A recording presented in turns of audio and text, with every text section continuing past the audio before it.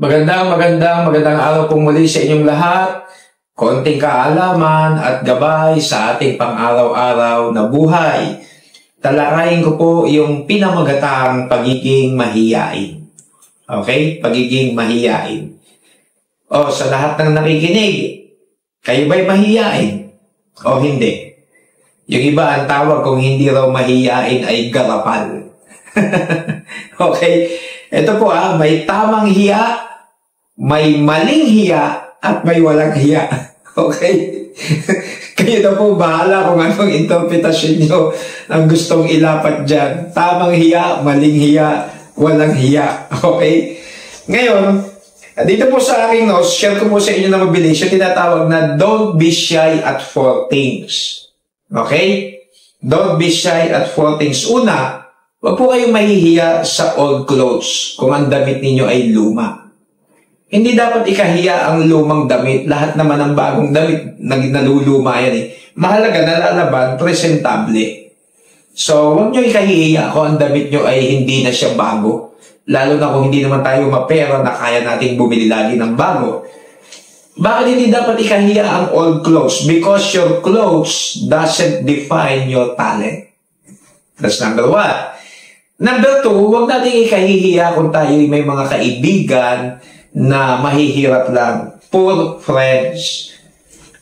Hindi ko alam kung merong mga kabataan o ibang mga tao na ang pinipili lang nila, kinukoleksyon nila na mga kinukolektang kaibigan, dapat yung mga mapipera lang para daw kaya sila laging ilibre. Hindi po dapat ikahiya kung may kaibigan kang mahirap lang. Because there is no status in friendship. Pangatlo, huwag daw natin ikahiya ang ating mga magulang na may edad na, old parents. Yung iba parang ikinahihiya ang magulang dahil may kapansanan na, matanda na, ulyanin na, alagain na, ni ayaw nilang pahalagahan, ayaw magbigay ng atensyon, ni ayaw nang ipakilala. Hindi po mga kapatid. Tandaan po natin, dahil sa mga magulang na yan, kahit tumanda man sila, what you are today is because of them. Ano man ang inyong estado ngayon sa buhay ay dahil sa kanila. At tandaan nyo, isang araw tatanda din kayo at ako. So kahit tumanda ang ating mga magulang, maging proud tayo sa kanila. Number 4 na hindi natin dapat ikahiya, simple living. Porque ba yan ay mahirap lang, walang pinag-aralan, nakatira lang sa squatter, ikakahiya na natin. Porque ba ang ating mga ulam ay hindi masarap? O kaya tayo'y talagang pobre pa sa daga kung tawagin? Hindi natin dapat ikahiya. Ang ikahiya natin yung nagnanakaw tayo. Ikahiya natin yung ginagawa natin, yung mga karumal-dumal sa Diyos, tapos masaya pa tayo.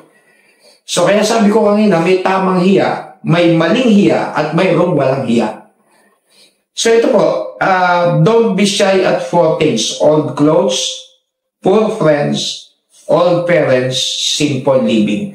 Pero higit sa lahat, may binabanggit po sa banal na kasulatan Alam nyo, pagdating sa spiritual, lalong-lalo na, ito ang nakakalungkot. May mga tao, at yung iba ay Kristiyano na, nahihiyang mag-pray sa public. Pag nakitang maraming tao, hindi na makapag-pray sa pagkain. Nahihiyang humawak ng Bible. Nahihiyang malaman pupunta sa church. Nahihiyang mag-share ng Word of God. Ikinahihiya yung mga spiritual na bagay. Nahihiyang malaman na siya pala'y born again Christian na. Yan ang pinakamasakit na pagdating sa salitang kahihiyan. Ngayon, meron yan, hindi naman lahat. Kaya lang nakakalungkot. Pagdating sa kasalanan, proud ka. Pagdating sa pagiging addict, proud ka. Pagdating sa mga ma-identify ka, barkada mo, mga patako ng buhay, proud ka. Pagdating doon sa pagpapasa Diyos, ikinahihiya mo. Why? So, may maling hiya, may tamang hiya. Pero tandaan nyo itong sinabi ng Panginoong Jesus sa Mark 8:38. Sa mga tao ikinahihiya ang Panginoon. Tignan nyo ang Mark 8:38, dito ako magwawakas. Ano sabi ng talata? Sapagkat ang sino mang magmakahiya sa akin, at sa aking mga salita, sa lahing ito na mangangalunya at makasalanan, ay ikahihiya rin naman siya ng anak ng tao pagparito niyang nasa kaluwalhatian ng kanyang Ama na kasama ng mga banal na anghel. In short, ganito lang yan. Kinahihiya mo ko bilang Diyos, kinahihiya mo ko bilang Panginoong Jesus, darating na isang araw, haharap ka rin sa akin, ikahihiya rin kita sa harap ng Diyos Ama. Ganun lang naman ang sabi ng Bible, what you sow, you reap. Kaya mga kapatid, mahiya tayo doon sa mali. Huwag tayong mahiya doon sa tama. At huwag natin ikahiya ang Diyos na nagbigay ng buhay sa atin.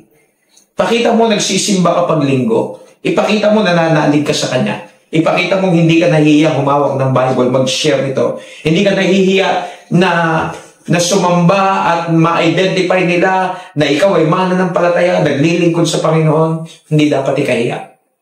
So I hope may natutunan kayo. Hanggang dito lang muli ang inyong lingkod, ang Peking Kano.